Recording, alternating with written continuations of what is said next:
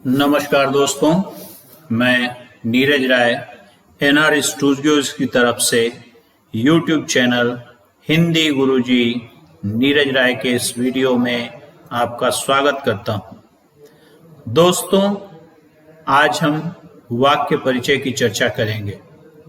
इससे पहले कि हम वाक्य की चर्चा प्रारंभ करें, दोस्तों मेरे YouTube चैनल हिंदी गुरुजी नीरज राय को सब्सक्राइब करना न भूलें और बेल आइकन को प्रेस करें ताकि मेरी लेटेस्ट वीडियो आप तक सबसे पहले पहुंच सकें। हम आज के इस टॉपिक वाक्य परिचय की चर्चा प्रारंभ करते हैं। आज इस टॉपिक के अंतर्गत हम जिन बिंदुओं की चर्चा करेंगे वो इस प्रकार हैं। सबसे पहले हम वाक्य की परिभाषा और उदाहरण देखेंगे, फिर वाक्य के अंग की चर्चा की जाएगी, आगे हम वाक्य में अनिवार्य तत्वों के बारे में बताएंगे, फिर वाक्य का वर्गीकरण या विभाजन कैसे किया गया उसकी चर्चा की जाएगी। उसके बाद हम चर्चा करेंगे अर्थ के आधार पर वाक्य के भेद। तो हम शुरू करते हैं। सबसे पहले हम देखते हैं वाक्य की परिभाषा एवं उदाहरण। इसके अंतर्गत सार्थक शब्दों का व्यवस्थित समूह जिससे अपेक्षित अर्थ प्रकट हो वाक्य कहलाता है। अर्थात एक विचार को पूर्णता से प्रकट करने वाला शब्द समूह वाक्य कहलाता है। कहने का मतलब है कि शब्दों का एक ऐसा समूह जो सार्थक हो और सार्थक होने के साथ साथ व्यवस्थित भी हो, और तीसरी शर्त है कि वह अपेक्षित अर्थ प्रकट करता हो। ऐसा शब्द समूह वाक्य कहलाता है। उदाहरण, श्याम दूध पी रहा है। दूसरा उदाहरण है, यह कितना सुंदर उपवन है। एक और उदाहरण हमारे सामने है, ओह आज तो गर्मी के कारण प्राण निकले जा रहे हैं। ये सभी मुख से निकलने वाली सार्थक ध्वनियों के समूह हैं, अतः ये वाक्य हैं। वाक्य भाषा का चरम अवयव है। कहने का मतलब यह है कि ऐसा ध्वनि जो मुख से उच्चरित हो या लिखा जाए, जिसमें सार्थकता हो, जिसका क्रम व्यवस्थित हो, वही वाक्य है। अब हम बात करते हैं वाक्य के अंग की। तो दोस्तों, हिंदी में वाक्य के दो अंग होते हैं। पहला, उद्देश्य। वाक्य में जिसके बारे में कुछ बताया जाता है उसे उद्देश्य कहते हैं। उदाहरण देख लेते हैं। अनुराग खेलता है। एक और उदाहरण लेते हैं, सचिन दौड़ता है। इन वाक्यों में अनुराग और सचिन के विषय में बताया गया है, अतः इस वाक्य में उद्देश्य होगा अनुराग और सचिन। इसके अंतर्गत कर्ता और कर्ता का विस्तार आता है। जैसे एक और उदाहरण देखते हैं, परिश्रम करने वाला व्यक्ति सदा सफल होता है। इस वाक्य में कर्ता है व्यक्ति और उस कर्ता का विस्तार है परिश्रम करने वाला। तो कुल मिला के उद्देश्य हुआ परिश्रम करने वाला व्यक्ति, और शेष हिस्सा जो हुआ वह वाक्य का दूसरा अंग अर्थात विधेय हुआ, जिसकी चर्चा हम आगे करेंगे। अब विधेय क्या होता है? तो वाक्य के जिस भाग में उद्देश्य के बारे में जो कुछ कहा जाता है उसे विधेय कहते हैं। पुनः वही उदाहरण हम लेते हैं, अनुराग खेलता है। हम पहले जान चुके हैं कि यहाँ अनुराग के विषय में कहा जा रहा है, इसलिए अनुराग जो है वह इस वाक्य का उद्देश्य है। अब इस परिभाषा में बताया गया कि उद्देश्य के बारे में जो कहा जाए, तो उद्देश्य हुआ अनुराग। अनुराग के बारे में क्या कहा गया? खेलता है, इसलिए खेलता है हो गया विधेय। एक और उदाहरण से हम इसको समझने की कोशिश करते हैं। लंबे लंबे बालों वाली लड़की अभी अभी एक बच्चे के साथ दौड़ते हुए उधर गई।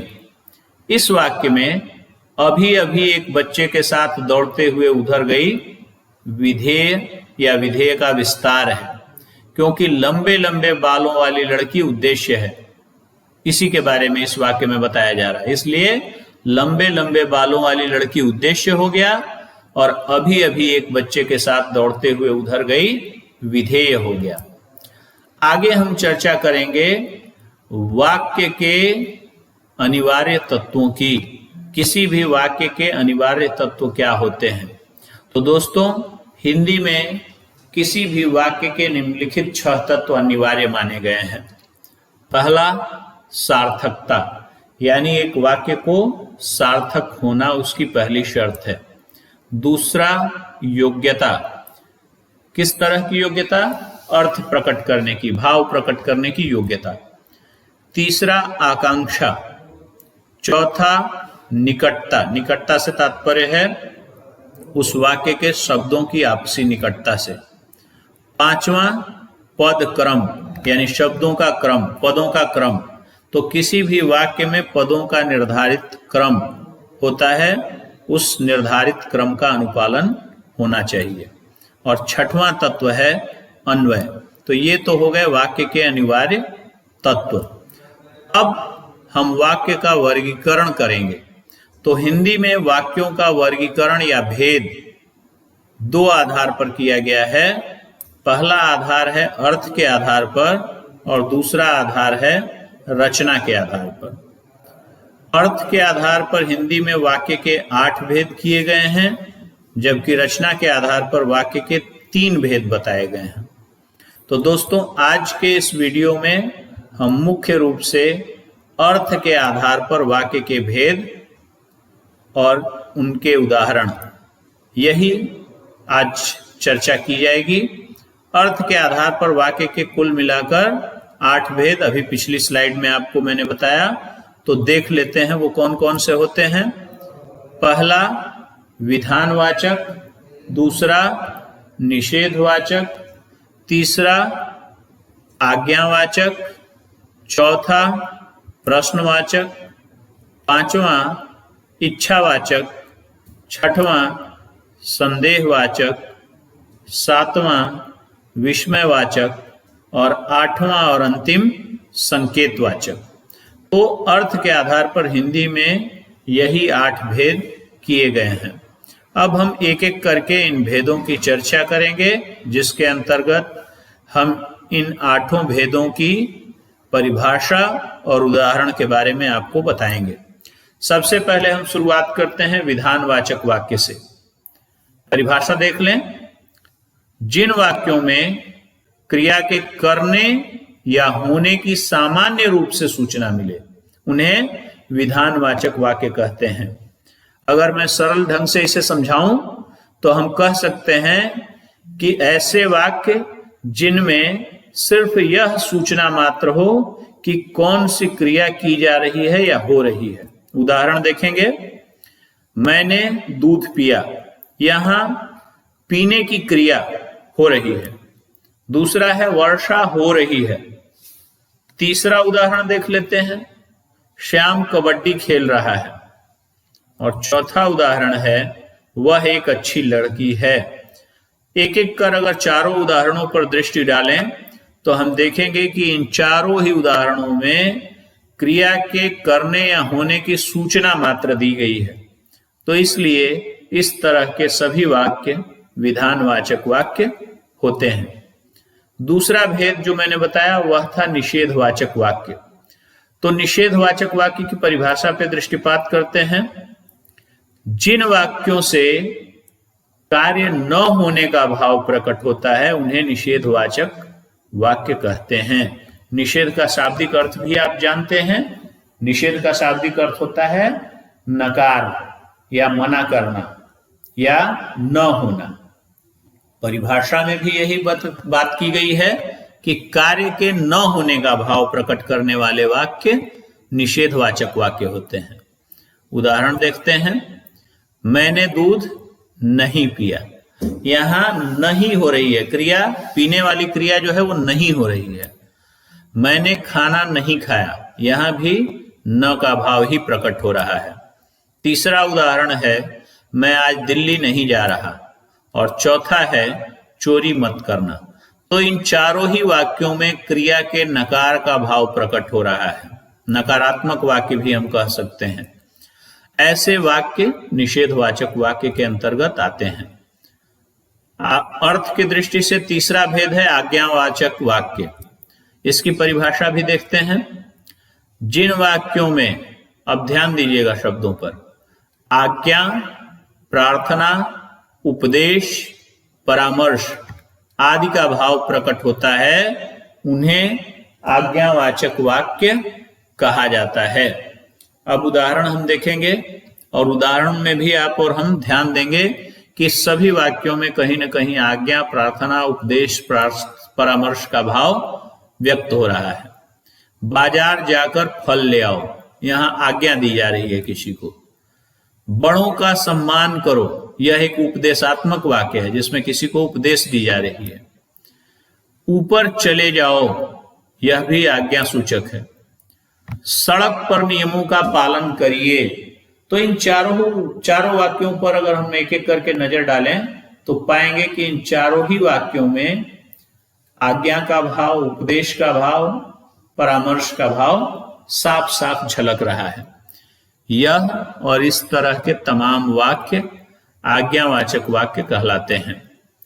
अब अगला भेद जिसकी हम चर्चा करेंगे वह है प्रश्नवाचक वाक्य।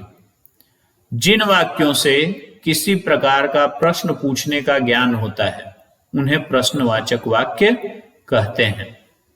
उदाहरण देख लेते हैं। और यहां तो स्पष्ट है कि इन सारे ही वाक्यों में कोई ना कोई प्रश्न पूछा जाता है। तो पहला ही वाक्य है, सीता तुम कहां से आ रही हो। स्पष्ट रूप से सीता से प्रश्न किया जा रहा है। दूसरा वाक्य, तुम क्या पढ़ रहे हो। तीसरा वाक्य, क्या आप कल पाठशाला जाएंगे। चौथा वाक्य है, आप कब खेलने चलेंगे। चारों ही वाक्यों में कोई न कोई प्रश्न पूछा गया है, इसलिए ये चारों वाक्य और इस तरह के तमाम वाक्य जिनमें कोई प्रश्न पूछा जाए प्रश्नवाचक वाक्य कहलाते हैं। अब हम चर्चा करते हैं इच्छावाचक वाक्य की। तो इसकी परिभाषा कहती है कि जिन वाक्यों से इच्छा, आशीष एवं शुभकामना आदि का ज्ञान होता है उन्हें इच्छावाचक वाक्य कहते हैं।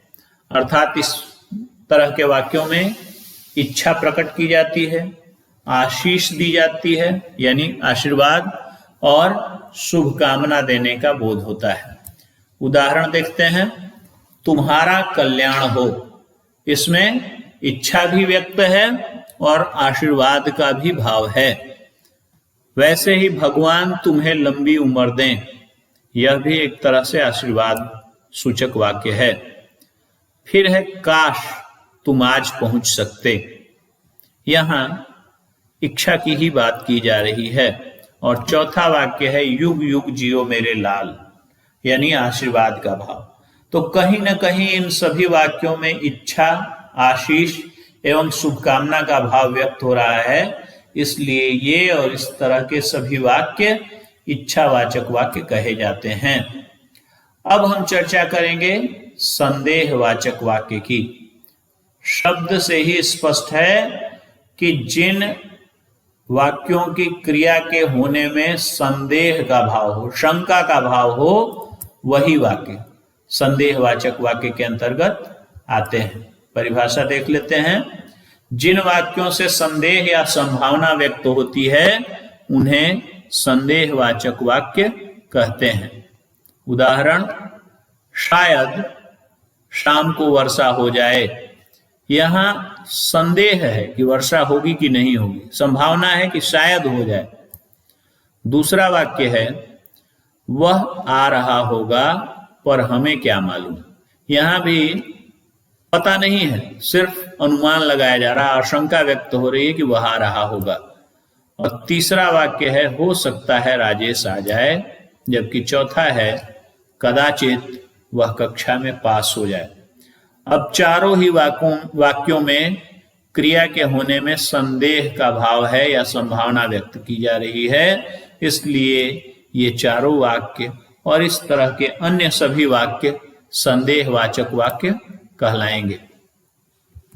अब हम चर्चा करेंगे विस्मयवाचक वाक्य। विस्मय मतलब आश्चर्य। तो इस तरह के वाक्यों में आश्चर्य, घृणा, क्रोध, शोक आदि भावों की अभिव्यक्ति होती है। यानी पढ़ने से आश्चर्य का भाव प्रकट होगा, घृणा का भी भाव हो सकता है, क्रोध का भी भाव हो सकता है और शोक का भी भाव। पहला है उदाहरण, वाह कितना सुंदर दृश्य है। इसमें प्रसन्नता का भाव है। दूसरा जब वाक्य आता है हमारे सामने, हाय उसके माता पिता दोनों ही चल बसे, इसमें शोक का भाव प्रकट हो रहा है। फिर है शाबाश तुमने बहुत अच्छा काम किया। अब किसी से अपेक्षा ना हो, वो अपेक्षा के विपरीत बहुत अच्छा काम कर दिया तो सुखद आश्चर्य होता है और यह उसी तरह का भाव व्यक्त कर रहा है जिसमें शाबाशी दी जा रही है। अंतिम वाक्य है, अरे तुम आ गए। टोन पे ध्यान दीजिएगा, अरे तुम आ गए, यानी आश्चर्य हो रहा है उसके आने से, अनपेक्षित भाव प्रकट हो रहा है जिससे आश्चर्य का भाव व्यक्त हुआ है। और अर्थ की दृष्टि से वाक्यों के भेद के अंतर्गत अंतिम भेद है संकेतवाचक वाक्य। यहां किसी क्रिया के होने की तरफ संकेत होता है। परिभाषा कहती है कि जिन वाक्यों में एक क्रिया का होना दूसरी क्रिया पर निर्भर होता है उन्हें संकेतवाचक वाक्य कहते हैं। और अच्छे से स्पष्ट कर दे रहा हूं, जो दूसरी क्रिया होती है वही प्रमुख क्रिया है ऐसे वाक्यों में, लेकिन वह दूसरी क्रिया तभी होगी जब पहली क्रिया होगी। यानी पहली क्रिया की ओर संकेत करने के बाद ही दूसरी क्रिया हो रही है, तो इसलिए यह संकेतवाचक वाक्य होगा। उदाहरण देखेंगे और अच्छे से स्पष्ट हो जाएगा। यदि परिश्रम करोगे तो अवश्य सफल होगे। प्रमुख क्रिया है सफल होना, सफल होगे, लेकिन यह क्रिया तब होगी जब परिश्रम करोगे। यानी एक क्रिया का होना यानी सफल होना दूसरी क्रिया पर यानी परिश्रम करने पर निर्भर है। आगे के उदाहरणों में भी यही बात व्यक्त होगा। पिताजी अभी आते तो अच्छा होता, अगर वर्षा होगी तो फसल भी होगी, घंटी बजते ही छुट्टी हो जाएगी। कहीं न कहीं इन सभी उदाहरणों में दूसरी क्रिया तभी हो रही है जब पहली क्रिया संपन्न हो रही है। तो पहली क्रिया की तरफ संकेत करते हुए यह बताया गया है कि पहली क्रिया के उपरांत ही दूसरी क्रिया संभव है। इसलिए यह और इस तरह के अन्य सभी वाक्य संकेतवाचक वाक्य के अंतर्गत आएंगे। अब हम बात कर लेते हैं मूल्यांकन प्रश्नों की। यहां मैं आप लोगों के सामने 8 वाक्य दूंगा। इन 8 वाक्यों को आप पढ़ेंगे और अर्थ के आधार पर उनका भेद स्वयं पहचानेंगे। ऐसा करने से आप स्वयं अपना मूल्यांकन कर सकते हैं कि अर्थ की दृष्टि से वाक्य भेद आपको समझ में आया या नहीं। तो पहला वाक्य है राम ने रावण को मारा। दूसरा वाक्य है हाय मैं लुट गया। तीसरा आज वर्षा नहीं होगी। चौथा भगवान तुम्हें लंबी उम्र दे। पांचवा राम ने बाली को मारा। छठवां अगर वर्षा होगी तो फसल भी होगी। सातवां बड़ों का सम्मान करो। और आठवां संभवतः वह पहुंच गया होगा। दोस्तों, इन 8 वाक्यों की चर्चा पूर्व में इसी स्लाइड में हो चुकी है, तो पहले आप इन्हें पहचान लें, कहीं नोट कर लें और उसके बाद आप पीछे जो भेद दिए गए हैं उनसे इनका मिलान करके अपना मूल्यांकन कर सकते हैं। अब हम बात कर लेते हैं अर्थ की दृष्टि से वाक्य परिवर्तन की। तो विस्तार से इसकी चर्चा मैं अपने अगले स्लाइड में करूंगा, अगले वीडियो में करूंगा। उसके लिए आप मेरे चैनल को सब्सक्राइब कर लें ताकि अगले वीडियो का लिंक आपको आसानी से मिल जाए। अभी मैं सिर्फ एक वाक्य लूंगा और उस एक वाक्य को 8 भेदों के अंतर्गत मैं बदल बदल कर आपके सामने प्रस्तुत करूंगा, जिससे आपको पता चल जाएगा कि एक ही वाक्य को हम चाहें तो 8 तरीके से लिख सकते हैं और उससे 8 तरह के वाक्य भेद बन सकते हैं।